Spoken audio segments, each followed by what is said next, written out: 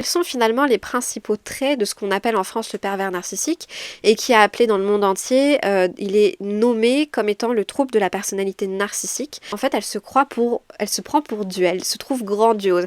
C'est un peu ce qu'on retrouve chez les psychopathes, mais c'est beaucoup ce qu'on retrouve vraiment chez les gens qui ont un trouble narcissique. C'est pour eux, ils sont grands, donc si tu les fréquentes, c'est merveilleux de les fréquenter.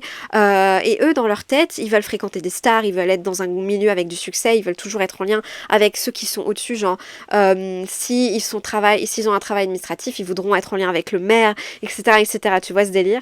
Ce sont des gens qui envient beaucoup les autres. Bon, ça veut rien dire, on peut tous être jaloux, mais au point qu'ils veulent détruire l'autre. Ils ne supportent pas la réussite de quelqu'un et ils sont toujours dans un rapport de domination à l'autre. C'est très important parce que quand on a ces personnes-là comme parents, ça veut dire que quand votre parent est narcissique, votre mère ou votre père, il supportera pas vos réussites, ni vos réussites scolaires, ni vos réussites professionnelles, ni vos réussites dans l'amour. Donc c'est très compliqué d'être un enfant heureux avec un parent narcissique, sauf si tu fais une thérapie et que tu te rends compte que la vie de ton parent n'est pas important, le tien est plus important, ton bonheur est plus important que les projections que ton parent narcissique peut faire sur toi.